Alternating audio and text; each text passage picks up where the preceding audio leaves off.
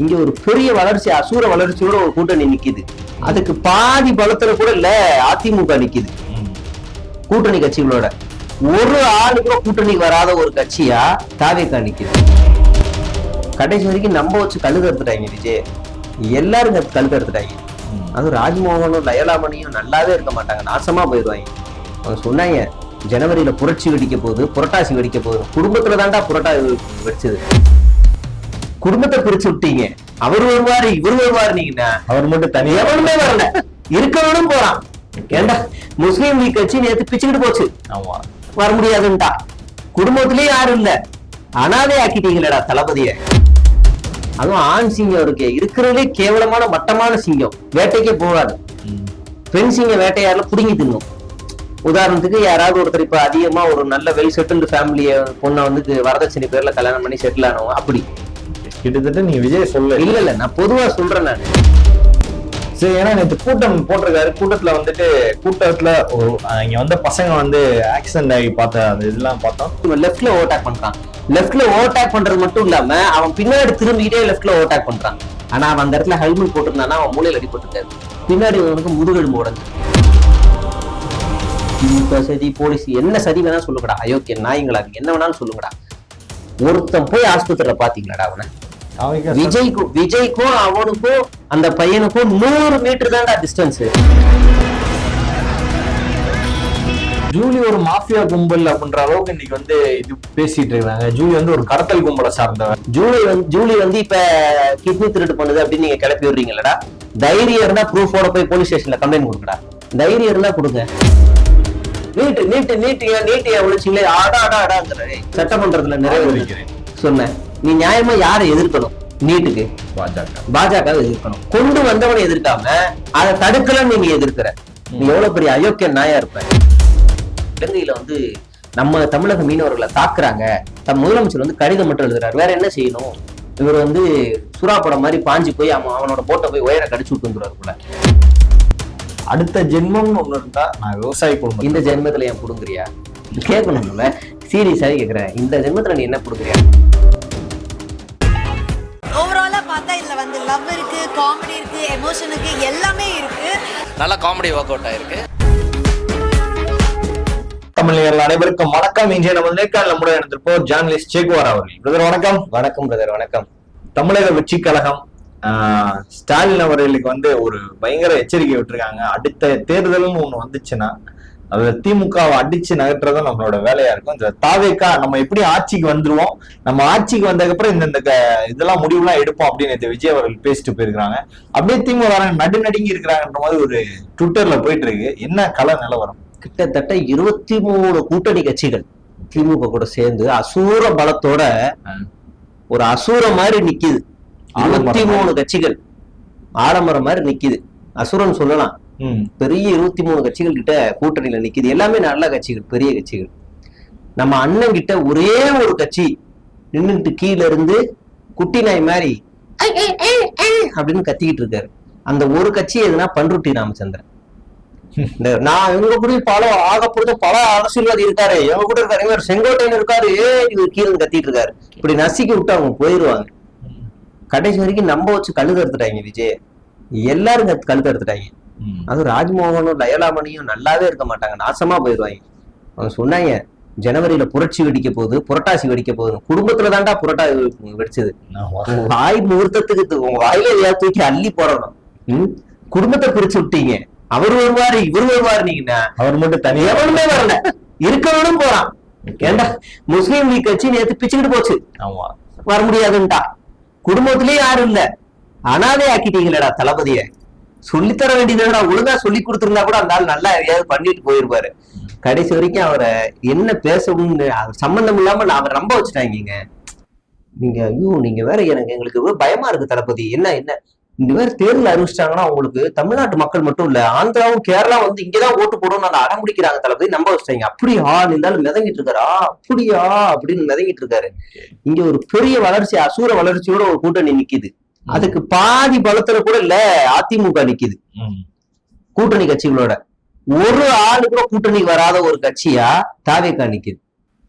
ஒருத்தன் போஸ்ட் போடுறான், ராம்குமார்னு ஒருத்தன், பன்னிங்க தான் கூட்டமா வரும், சிங்கம் தனியா தான் சிங்கிளா வரும். தான் வரும். கிழட்டு சிங்கத்தை வந்து சிங்க கூட்டத்துல வச்சுக்காதுங்க. கிழட்டு சிங்கத்தை அடிச்சு விரட்டிடுங்க.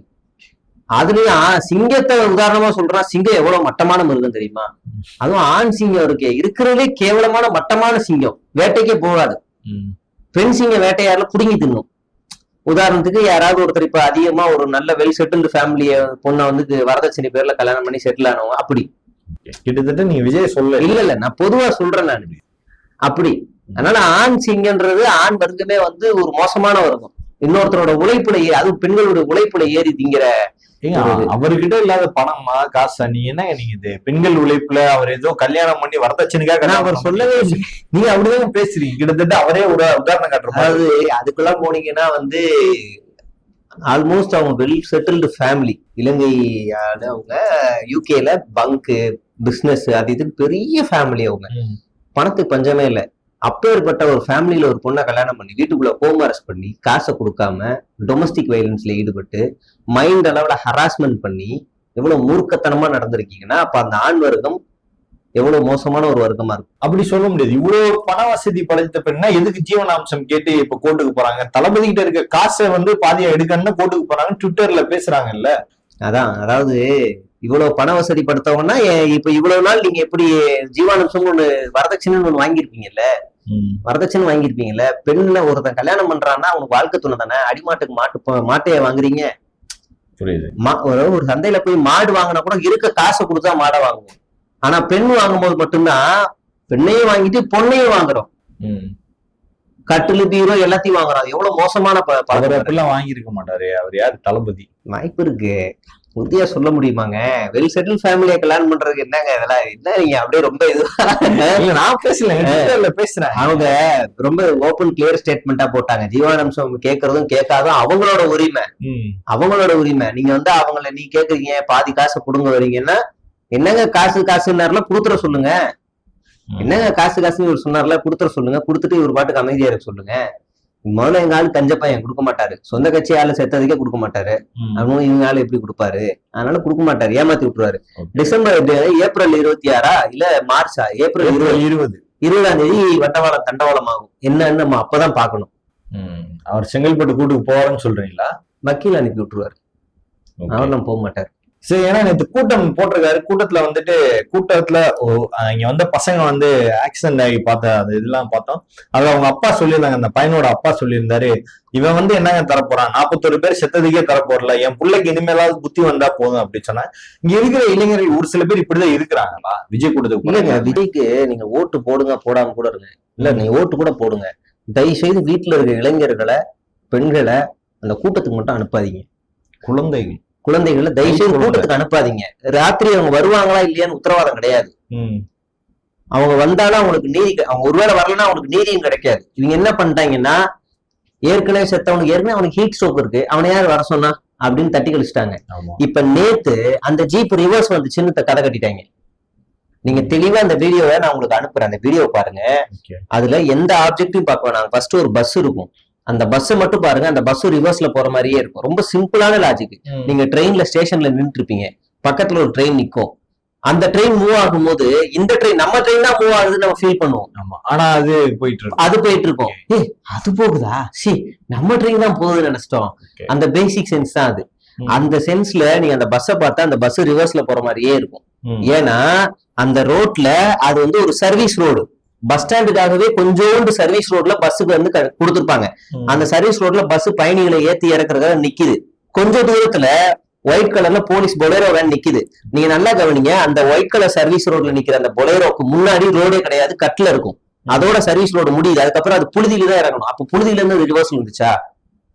ரொம்ப சென்ஸோட பார்த்தா தெரியும். அது புழுதியில இருந்து ரிவர்ஸ் வந்துச்சான்னு பாக்கணும். இல்ல, அந்த வண்டி அங்கேயேதான் நிக்குது. இந்த ஆக்சிடென்ட் எப்படின்னா, அவன் வந்து ஒரு ஆட்டோவை ரைட் சைடு ஓவர்டேக் பண்ணல, லெஃப்ட் சைடு யூஸ் பண்றான். நம்ம ஆளுங்க எப்பவுமே ரைட் சைட்ல தான் ஓவர்டேக் பண்ணணும். இந்தியன் ரூல் படி நம்ம ரைட் சைட்ல தான் ஓவர்டேக் பண்ணணும். இவன் லெஃப்ட்ல ஓவர்டேக் பண்றான். லெஃப்ட்ல ஓவர்டேக் பண்றது மட்டும் இல்லாம அவன் பின்னாடி திரும்பிக்கிட்டே லெஃப்ட்ல ஓவர்டேக் பண்றான். முன்னாடி இருந்த போலவே அவன் கவனிக்கல. டக்குன்னு அவன் கவனிக்காம தள்ள பார்த்தான். ஆனா அவனுக்கு மேல பட்டுருச்சு. அது ஒரு தற்செயலான ஒரு ஆக்சிடென்ட் தான், இல்லைன்னு சொல்லல. ஆனா அவன் அந்த இடத்துல ஹெல்மெட் போட்டிருந்தானா அவன் மூளையில அடிபட்டிருக்காது. அவன் மூளையில அடிபட்டிருக்கு. ஹெல்மெட் போட்டிருந்தா நேரம் அவனை காப்பாத்தி இருக்கலாம். ஹெல்மெட் போடல, பின்னாடி அவனுக்கு முதுகெலும்பு உடைஞ்சிருக்கு. நம்ம என்ன கேக்குறோம், அது போலீஸ் சதியோ, ரோடு சரியில்லை, வானம் சரியில்லை, வெதர் சரியில்லை, என்ன காரணம்னாலும் சொல்லுங்கடா. ஏதோ ஒண்ணுடா, திமுக சதி, போலீஸ், என்ன சதி வேணாலும் சொல்லுங்கடா. அயோக்கிய நாய்ங்களா, அது என்ன வேணாலும் சொல்லுங்கடா. ஒருத்தன் போய் ஆஸ்பத்திரியில பாத்தீங்களாடா அவனை? விஜய்க்கும் அவனுக்கும் அந்த பையனுக்கும் 100 மீட்டர் தான்டா டிஸ்டன்ஸ். அந்த ஆளு தலைவா, நம்ம ஆளு தலைவான்னு வண்டியை நிறுத்திட்டு கூட வந்திருக்கலாம். இந்த கூட்டம் முடிச்சுட்டாரு பாத்துருக்கலாம். 100 மீட்டர் தான். நீங்க விஜயபாஸ்கர், அப்புறம் எஸ்பி வேலுமணி, அப்புறம் வானதி சீனிவாசன், நாயனார் நாகேந்திரன், இல்ல திமுகவுல 4-5 அமைச்சர்கள் எல்லாரும் பைபாஸ்ல கார்ல போகும்போது ஏதாவது ஆக்சிடென்ட் பாத்துட்டாங்கன்னா டக்குன்னு அவங்க மீட்டு தங்களோட வாகனத்துல வச்சுக்கிட்டு அப்படியே டக்குன்னு கூட்டு போவாங்க. அது ஒரு நியூஸாவே வரும். இப்படி நீங்க ஏதாவது பண்ணி தொலைஞ்சிருக்கலாம்ல, ஒரு 10 ரீல்ஸையாவது போட்டிருக்கலாம்ல, மண்ணிலே ஈரம் உண்டு, ஏதாவது ஒண்ணு போட்டிருக்கலாம்ல, கத்தி பிஜிஎம் போட்டு தொலைலாம்ல. எவனும் போல. ராஜ்மோகன் கலவரம் ஏற்படுத்தும் சார், அடிப்பட்டது ஏன் கட்சிக்காரன் சார் சார் சார் அப்படின்னு பொங்குனல்டா. நீ தானடா ஆங்கரிங் பண்ண, இங்க வந்து நிக்க வேண்டியதானே. வாள் சாக கிடக்குறான், அவனுக்கு நிதி உதவி, அவன் குடும்பத்துக்கு ஆறுதல், ஏதாவது ஒண்ணு சொன்னால ஒரு பையனை காணும். எவ்வளவு திமிர்த்தனம் அப்போ. இவங்க ஈவரக்கம் இல்லாத ஒரு மிருக கூட்டம். இவங்களை நம்பி போனீங்கன்னா உங்க வீட்டு குழந்தைங்க எல்லாம் திரும்ப வருவாங்களா மாட்டாங்களான்னு உத்தரவாதம் கிடையாது. இவங்க வந்து எஸ்ஓபி பத்தி பேசுறாங்க. இவங்க எல்லாம் 100 எஸ்ஓபி போடணும், 100 எஸ்ஓபி போடணும். அவன் தலைவர், அந்த கூட்டம் யாருக்கான கூட்டம்? நிர்வாகிகளுக்கான கூட்டம். அப்ப நிர்வாகிகள் மட்டும்தானே சத்தம் இல்லாம வந்துட்டு போகணும். எதுக்கு இவ்வளவு கூட்டம்? அப்புறம் கேட்டா பர்மிஷன் தரலான்னு ஐயா. அது QR கோடு குடுக்குற இடத்துல இருந்து அடிச்சு தள்ளிட்டு போன வீடியோ பாத்தீங்க. இன்னொருத்த வந்து அந்த இடத்துல வந்து சாக போற மாதிரி கடிச்சுக்கிறான். இப்ப அவன் செத்தானா யாரு? அவன் கேட்டா அவன் திமுகன்னு கறக்க விட்டுருவானுங்க. அவன் பாவம் யாருன்னே தெரியாது. பெண்கள் வந்து பாத்தீங்கன்னா, பெண்கள் ஓடுறது, பெண்கள் இது அண்ணா பெண்கள் விஷயத்துல அப்படி இப்படின்னு அந்த இது ஸ்டேட்மெண்ட் வந்ததுக்கு அப்புறம் சொன்னதுக்கு அப்புறம் சில பெண்கள் வந்து பேட்டி எல்லாம் கொடுக்குறாங்க. குப்பை வல்றவன் 2 பொண்டாட்டி வச்சுக்கிறான், கூலி வேலை பாக்குறேன் 3 பொண்டாட்டி வச்சுக்கிறான், காசா இல்ல எங்க அண்ணன் அவ்வளவு காசு இருக்கு, எத்தனை பொண்டாட்டி வேணா வச்சுக்கிறோம், உங்களுக்கு என்ன அப்படின்னு கேக்குறாங்க. பெண்கள் எங்க தளபதி பத்தி பர்சனல் பேசுனீங்கன்னா நாங்க உங்களோட எல்லா பர்சனலும் பேசுவேன்னு ஒருத்தன் யூடியூபர் சொல்றான். தைரியம் பேசுறேன். எதிரா பர்சனல்? நீங்களாடா பர்சனல் பேசுறீங்க? கொஞ்ச நாளைக்கு முன்னாடி ஜூலின்னு ஒரு பொண்ணு உங்களை கேள்வி கேட்டதுக்கு நீங்க என்னடா பண்ணீங்க? 3 புருஷன் 4 புருஷன் பேசுனீங்க. சிவகார்த்திகனுடைய ஃபேமிலி எவ்வளவு அபியூஸ் பண்ணீங்க? லிவிங்ஸ்டன் பொண்ணு என்னடா பண்ணுச்சு உங்களை? இல்ல குஷ்பு என்ன பண்ணாங்க? இப்படி பட்டியல் போட்டா நீங்க திருந்துவானுங்களா? இவங்களை பேச முடியுமா? நீங்க அபிஷியலா டிவிக்கு சோசியல் மீடியால இன்ஸ்டால இயங்குற ஐடி கீழே போய் பாத்தீங்கன்னா எவனாவது விஜய் ரசிகர் அசிங்கமா திட்டிட்டு இருப்பான். சம்பந்தமே இல்லாத அவங்க ஏதோ ஒரு பொண்ணு ஏதோ ஒன்று ஆடிக்கிட்டு இருக்கோம், அது கீழே விஜய் போட்டோ வச்சு ஒருத்தன் திட்டிட்டு இருப்பான். அப்படி ஒரு காட்டுமிராண்டி கூட்டம் தான் இந்த ஆளுங்க வளர்த்து விட்டுருக்கானுங்க. ஜூலி ஒரு மாஃபியா கும்பல் அப்படின்ற அளவுக்கு இன்னைக்கு வந்து இது பேசிட்டு இருக்காங்க. ஜூலி வந்து ஒரு கடத்தல் கும்பலை சார்ந்தவன். ஜூலி மட்டும் இல்லைங்க, என்னையுமே சேர்த்தே சொல்றாங்க. நான் தான் வந்து 10 ஃபேக் ஐடி வச்சு சங்கீதாக்கு எதிராக பேசிக்கிட்டு இருக்கேன்றானுங்க. நான் என்ன சொன்னேன், நானே வச்சுக்கிறேன்னு வச்சுக்க, நீ என்ன பண்ணு, ஒரு 10 ஐடி வச்சுக்கோ, ஜேடி ட்ரோல், பெயின் ட்ரோல் அப்படின்னு ஒரு 10 ஐடி இயங்குதுல, எல்லாத்தையும் எடுத்துக்கோ. இந்த ஐடி எல்லாமே சேகுவாராதான் ரன் பண்றான் அப்படின்னு சைபர் கிரைம் கம்ப்ளைண்ட் கொடுத்துரு. தைரியம் இருந்தா கொடு. என்னை எப்படியும் கூப்பிடுவாங்கல்ல, என் போன் எல்லாத்தையும் கொடுத்துட்றேன், ரிவைஸ் பண்ணாலே செக் பண்றாங்க, அது எந்த லொகேஷன்ல எவ்வளவு நேரம் ஆக்டிவா இருந்துச்சு எல்லாம் கண்டுபிடிச்சிருவாங்க. அப்ப தெரிஞ்சிடும் உன் கூட்டத்துல திருட்டு நாய்ங்க எவ்வளவு பேர் இருக்காங்கன்னு தெரிஞ்சிடும். ஜூலி வந்து இப்ப கிட்னி திருட்டு பண்ணுது அப்படின்னு நீங்க கிளப்பி விடுறீங்களடா. தைரியம் இருந்தா ப்ரூஃபோட போய் போலீஸ் ஸ்டேஷன்ல கம்ப்ளைண்ட் கொடுங்கடா. தைரியம் இருந்தா கொடுங்க. சும்மா இவங்க குற்றச்சாட்டுகளை ஒருத்தரை காலி பண்ணணும்னா அவங்க எந்த எக்ஸ்ட்ரீம் வேணாலும் போவானுங்க. அந்த வேலையை தான் இவங்க பண்றாங்க. இது உண்மையில ரசிகர்களோட வேலையா இல்ல வாய்ஸ் ஆஃப் காமன் அந்த டீமோட வேலையா? எல்லாம் சேர்ந்து இந்த வாய்ஸ் ஆஃப் காமன் தூண்டி பத்த வச்சு கீழே ரசிகர்கள் வந்து ஆரம்பிச்சு அதை பகன்னு எரிய வைக்கிறது. ஓகே, ஒரு அசைன்மெண்ட் கொடுக்கறது அந்த டீம் வாய்ஸ் ஆஃப் காமன் தான் கொடுக்குது. அதுல இருந்துதான் பரப்பப்படுது. அதுல இருந்து இவங்க அந்த நரேட்டிவ் எல்லாம் செட் பண்ணுவானுங்க. இப்ப எவ்வளவு மாட்டிக்கிட்டானா அவனுக்கும் கட்சிக்கு சம்மந்தம் இல்லைன்றவானுங்க. இது ஒரு குட்டி ஆர்எஸ்எஸ் கூட்டம். அடையாள அட்டை இல்லாம விஜய்க்காக இயங்க முடியாது. ஆர்எஸ்எஸ்லயும் அடையாள அட்டை கிடையாது, அப்படி இயங்கக்கூடியது. ரகசியமா இவங்களும் இயங்குவானுங்க. சங்கீதா கொடுத்த 12 பக்கம் அந்த பதிவை யார் வெளியிட்டது? விஜய் கூட இருக்கிறவங்க தான் வெளியிட்டு இருக்கிறாங்க. அண்ணனுக்கு சிம்பத்தி வரன் ராஜ்மோகன் தான் வெளியிட்டு இருக்காங்கன்னு ஒரு கருத்து பரவுது. இது உண்மையா இல்ல பொய்யா? சங்கீதா கூட இருக்கிறவங்களுக்கு திமுக இருக்கான்னு சொல்றானுங்க. சங்கீதாவுக்கு திமுக காசு கொடுத்துச்சுங்கிறானுங்க. இதே சங்கீதா கிட்ட இருக்க காசுக்கு சங்கீதா தாண்டா தேர்தல் நிதியா திமுக கொடுக்கணும். நம்ம இதை சொன்னா புரியல. அடுத்து அவங்க வைக்கிற அக்யூசியேஷன் என்னன்னா, எலெக்ஷன் நேரத்துல ஏன் ஒரு பொண்ணு வருது, பொதுவா ஒரு பொண்ணு பாதிக்கப்பட்டுச்சு அப்படின்னா அது ஸ்ட்ரேஞ்சர்னால பாதிக்கப்பட்டுச்சுன்னா உடனே அடுத்த நாளே வெளியேன்னு சொல்றோம். அதுவுமே ரேர். தெரியாதவர்கள் யாராவது ஏதாவது சொல்லிட்டாங்கன்னா அதுவுமே ரேர். ஆனா கூட வேலை செய்யற எம்ப்ளாயியோ, பாஸோ, இல்ல மேனேஜரோ, இல்ல உறவினர்கள்ல நண்பர்களோ, கிளாஸ்மேட்ஸோ, இல்ல ப்ரொஃபஸரோ இப்படி தினமும் பார்க்கக்கூடிய முகங்கள் மூலியமா கணவரோ அப்பாவனால கூட அபியூஸ் பண்ணப்பட்ட பெண்கள் இருக்காங்க. அப்படி வந்து பாதிக்கப்படுறாங்கன்னா உடனே வெளியில சொல்ல மாட்டாங்க. அதுக்கு ஒரு கால அவகாசம் உண்டு. அப்படி நீங்க பட்டியல் போட முடியுமோ பிரபலமான பட்டியல்ல இருக்கிற நபர்களே நம்மளால சொல்ல முடியும். ஃபார் எக்ஸாம்பிள், பெஸ்ட் எக்ஸாம்பிள் நீங்க சுசித்ராவை சொல்லலாம். எப்ப பாதிக்கப்பட்டாங்க, எப்ப வெளியில சொன்னாங்க? ரொம்ப வருஷம் கழிச்சு அவங்க சின்மை ஒரு உதாரணம். 8 வருஷம் கழிச்சு சின்மை போட்ட ட்வீட் மீட்டு ஹேஷ்டேக் அப்புறமா இன்னொரு நடிகை வந்து சொல்றாங்க, 30 வருஷத்துக்கு முன்னாடி ஒரு பிரபலமான தமிழ் இயக்குனர் என்னை மாடியில வச்சு பாலியல் பலாத்காரம் செய்தார் அப்படின்னு அவங்க ஸ்டேட்மெண்ட் கொடுக்குறாங்க. ஏன் அப்ப கொடுக்கல, இப்போ வந்து கொடுக்குறாங்க? அவங்களுக்கு ஒரு ஸ்பேஸ், ஒரு கம்ஃபர்ட் ஜோன் வேணும். அது மாதிரி சங்கீதாக்கு இருந்திருக்கும். இது குடும்பமா பேசி பண்ணலாம், யாரோ உறவுகள் பேசலாம், அது ஒர்க் அவுட் ஆயிருக்காது. சரி நாமளே போயிடலாம்னு வந்திருக்கலாம். வந்துட்டாங்கன்னா நீ இப்போ வந்தாங்க, ஏன் அப்போ வந்த, நாளைக்கு வா, புதன்கிழமை வான்லாம் பேசக்கூடாது. அதுவே ஃபேக்னு சொல்லி ட்விட்டர்ல சுத்திட்டு இருக்கானுங்க. அதுவே ஃபேக், கையெழுத்து வேற அப்படின்னு. எந்த அஃபிடேட்ல போட்டோ ஓட்டுனாங்க அப்படின்னு கேக்குறாங்க.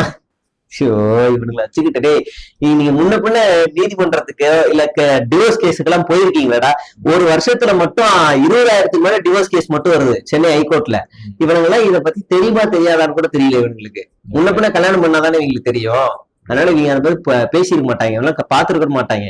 அது அவனுங்க அப்படிதாங்க, அவங்களை வச்சு பேசிட்டு காரைக்கால் தமிழ்நாட்டுல இருக்குன்னு சொன்ன தற்கூறிங்க தானே இவனுங்க. அப்படிதான் பேசுவானுங்க இவனுங்க. சோ வந்து அடுத்த கூட்டம் இப்ப தஞ்சாவூர்ல நிர்வாகிகள் சந்திப்பு முடிஞ்சிச்சு. அடுத்த எலெக்ஷன் நெருக்கத்துல இருக்கு.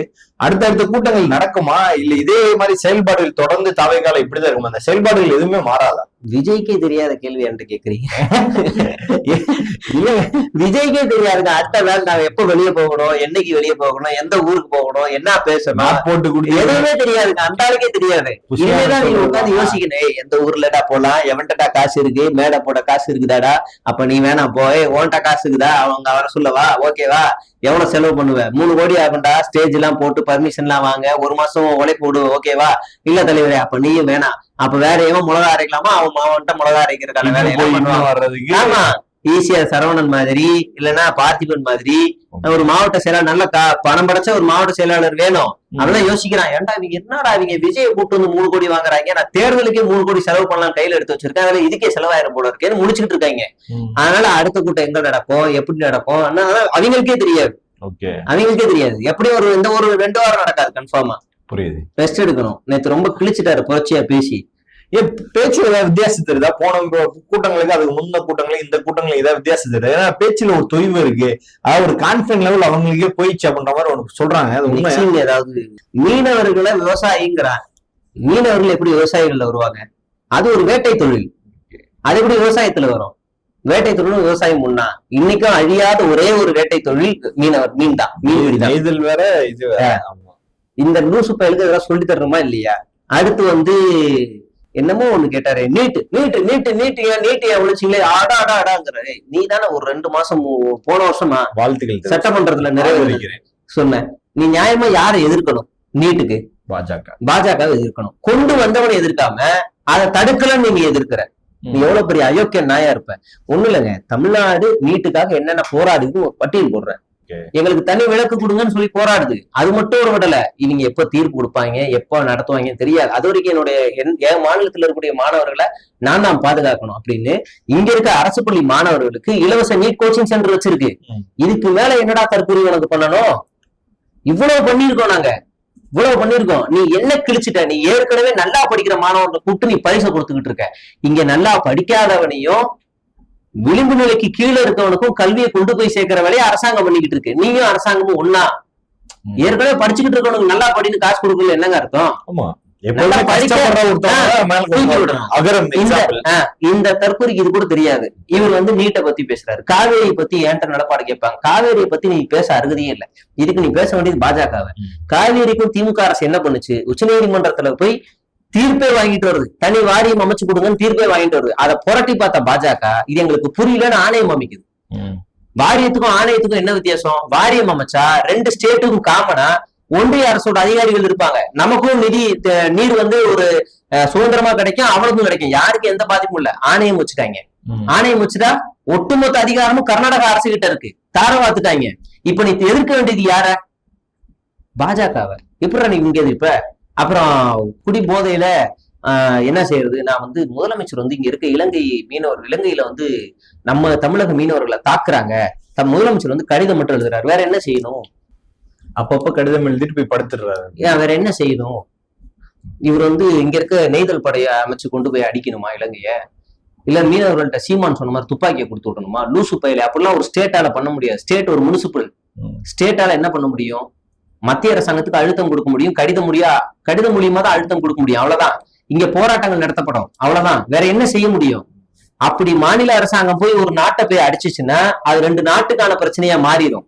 இந்திய அரசாங்கம் இலங்கைக்கு பதில் சொல்லணும், இந்திய அரசாங்கம் ஐநா சபைக்கு பதில் சொல்லணும். இந்த தற்கொலைக்கு அதெல்லாம் தெரியாது.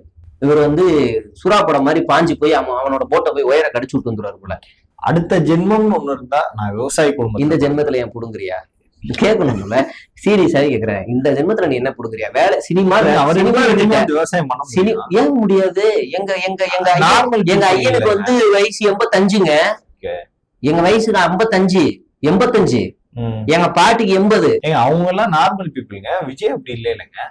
அவர் என்னையும் தமிழ்நாட்டு மக்களுக்கு பிரிக்க முடியாதுங்க. தமிழ்நாடு நானும் ஒண்ணு, பெரியப்பா மாதிரி, அண்ணனும் தம்பி மாதிரி, அக்காவும் தம்பி மாதிரி, அப்பா புள்ள மாதிரி, புருஷன் முண்டாட்டி மாதிரி நேத்து. புருஷன் முன்னாடி தவிர எல்லாம் சொன்னாரு, நீங்க புருஷன் முன்னாடி.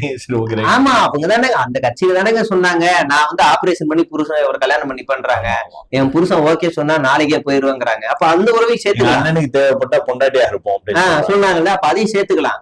நீங்க இவ்வளவு பேசுறாருல, தமிழ்நாடு தான் விஜய் தான் தமிழ்நாடுல, ஏன் விவசாயம் பண்ணு? இன்னைக்கே வந்து பண்ணு. தஞ்சை விவசாயம் பண்ணு தானே. இல்ல அதான் அடுத்த ஜென்மத்துல நான் விவசாயம் மாற்ற. அதுக்கு அடுத்த ஜென்மத்துல நீ வந்து மீனவனா பிறப்பியா? அதுக்கு அடுத்த ஜென்மத்துல நீ வந்து 5 ரூபா டாக்டர். விவசாயம்னா ஒண்ணு விஜய் இறங்கி விவசாயம் பண்ணிட முடியுமா? ஏங்க விஜயகாந்த் பண்ணலையாங்க? விஜயகாந்த் வேட்டியை கிட்டி இறங்கலையாங்க? ஏங்க ஸ்டாலின் இறங்கலையாங்க? எடப்பாடி பழனிசாமி இறங்கலையாங்க? போட்டோ ஷூட்டோ ஏதோ ஒண்ணுங்க இறங்கினாருங்களங்க. இவர் உச்சத்துல இருக்காருங்க கரியர். அப்ப நீ அரசியலுக்கு வராது, அங்கேயே இரு. அரசியலுக்கு வராது, அங்கேயே இரு. நீ அடுத்த ஜென்மத்துல புடுங்கிறதுக்கு இந்த ஜென்மத்துல நீ என்ன படுத்துங்க போறியா? இன்னும் 50 வருஷம் கூட்டம் வரும்லங்க. அந்த கூட்டம் வந்தா கடைசி விவசாயி மாதிரி ஒட்டுமொத்த அரசையும் தூக்கி விவசாயம் பண்ணவி. கடைசி விவசாயியோட கிளைமேக்ஸ்ல மேஜிஸ்ட்ரேட்ல இருந்து, தவாரியில இருந்து, காவல்துறையில இருந்து எல்லாரும் விவசாயம் பண்ணுவாங்க. அது மாதிரி பண்ணவி, அந்த மாதிரி பண்ணு. எல்லா கூட்டத்தையும் எனக்கு விவசாயம் பண்ணவை பண்ணு. உனக்கு ஒரு பெஸ்ட் எக்ஸாம்பிள் சொல்லியிருக்கோம். இதுக்கு மேல என்ன செய்யணும்?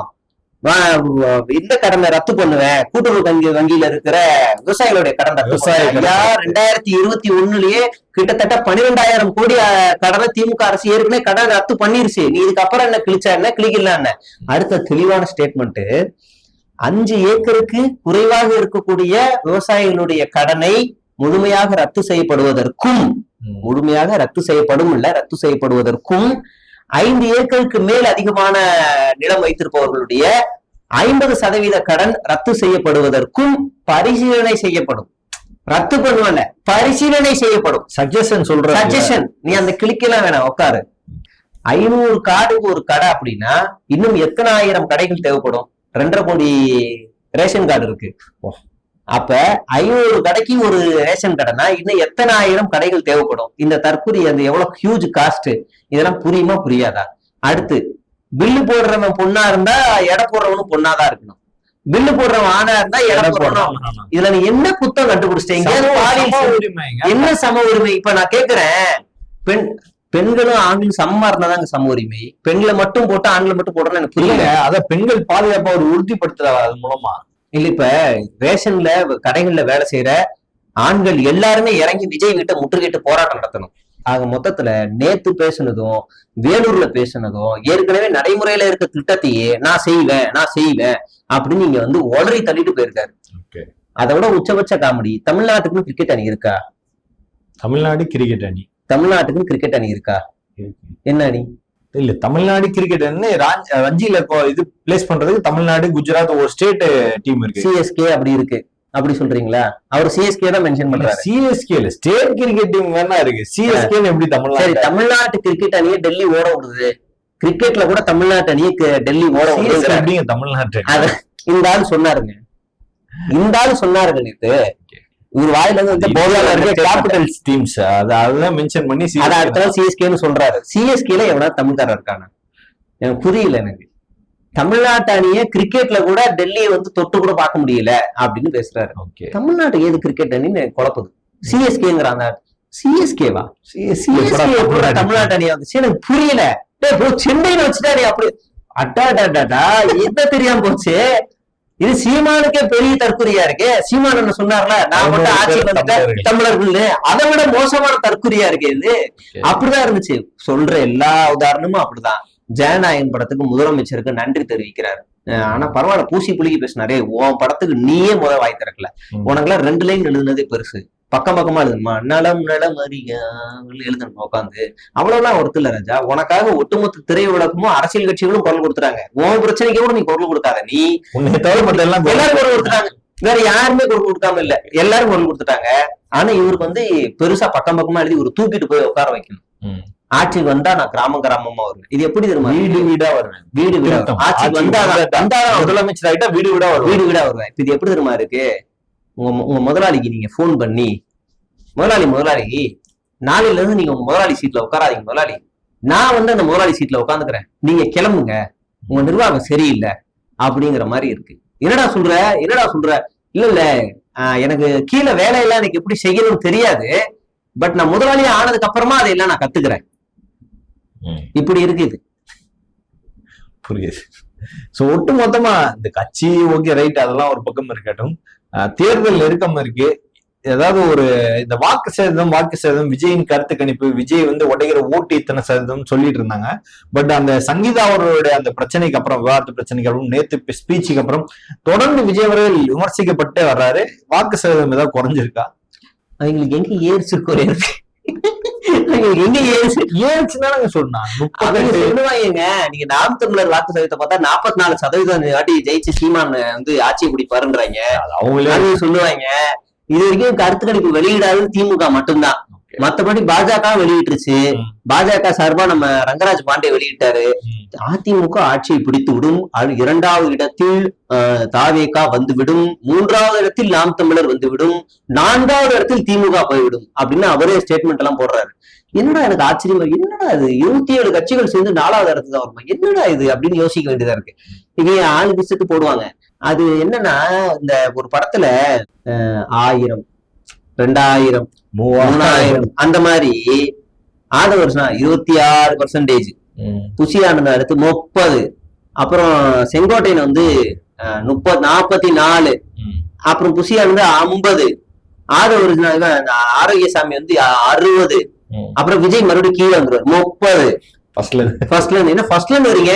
ஆமா மறுபடியும் வருவோம்ல 35 அப்படின்னு மறுபடியும் ஆரம்பிப்பாங்க. பெண்கள் ஓட்டு எங்கிட்ட தான் இருக்கு 30, 45. ஓகே, எப்படா சர்வே எடுக்கிறீங்கன்னு போய் பார்த்தா விஜய் ஒரு போட்டோ ஏதாவது ஒண்ணு போட்டுருவாங்க. போட்டு அதுக்கு லைக் எவ்வளவு வருதுன்னு பார்ப்பாங்க. இவ்வளவு லைக் வருது, அப்ப இத்தனை % ஓட்டு நமக்கு தான். அவ்வளவுதான் சர்வே, சிம்பிளா முடிஞ்சிடும். அதனால விஜய் என்ன செய்வாரு, அவ்வளவுதான் ஓட்டு பர்சன்டேஜா. இப்ப பாருங்க, நான் லைவாவே எடுக்கிறேன் பாருங்க. நான் அவர் கட்சி கூட்டத்துல இருந்துகிட்டு உங்களுக்கு என்ன பிடிக்குமா பிடிக்காதா? பிடிக்கும் சார். கேட்டு சார் பிடிக்குமா? உங்களுக்கு ஸ்டாலின் பிடிக்குமா? என்ன அவர் கூட்டத்துல உட்காந்துட்டு. இப்ப நீங்க திமுக கூட்டத்துல போயிட்டு விஜய் பிடிக்குமானா செருப்பு பிஞ்சிருவாங்க. அவன் கூட்டத்துல அவனு தான்ப்பா பிடிக்கும். இது ஒரு ஸ்ட்ராட்டஜின்னு இருந்தாலும் அப்படிதான் சர்வேவே எடுப்பாங்க. அதனால இவங்களை வச்சுக்கிட்டு நம்ம வந்து ஏறிடுச்சு இறங்கிடுச்சு எல்லாம் பேசாதீங்க. இவங்க வந்து உயிர் நாடி நோட்டா கூட போட்டி போடுற அளவுக்கு அந்த இடத்துல எங்கேயாவது ஓரமா நின்றுட்டு இருப்பாங்க. அப்படி இருப்பாங்க. நீங்க 2 பேரும் நல்லதான் போட்டியால எந்த மாற்று கருத்தும் இல்ல. சீமான 5000 வாங்குறாருன்னா இவங்க வந்து ஒரு 5501, அப்புறம் 5502 இங்க வரும், அப்புறம் 3. இந்த 2 பேரும் இங்க கடைசி வரைக்கும் கீழே நின்று சண்டை போட்டு விஜய்க்கு தான் போட்டி அப்படி ஓரமா சண்டை போட்டுருவோம். சீமான் கூட போனாங்களே 10,000 ஓட்டு வாங்கிடுவாங்க. இவங்க பாவம், நீங்க போய் நான் போட்டேன்டா ஓட்ட காணும்டா அப்படின்னு இந்த ஆளு வேற போன வாட்டி பச்சக்குன்னு அமுக்க சொல்லிட்டாங்க. இவங்க போயிட்டு 3 வாட்டி அமைக்கிட போறாங்க. அது வேற பயமா இருக்கு. அது வேற, ஒரு வாட்டி தான் அமுக்கணும், 3 வாட்டி அமுக்கூடாதுன்னு வேற சொல்லி அனுப்பணும். பல்வேறு கேள்விகளுக்கு பதில் தமக்காக மிக்க நன்றி. ஸ்டார்டிங்ல இருந்து எண்ட் வரைக்கும் த்ரூ அவுட் வந்து ரொம்ப பாசிட்டிவா இருக்கு. காமெடி ரொம்ப ரியலிஸ்டிக்கா இருந்தது, ரசிக்கும்படியா.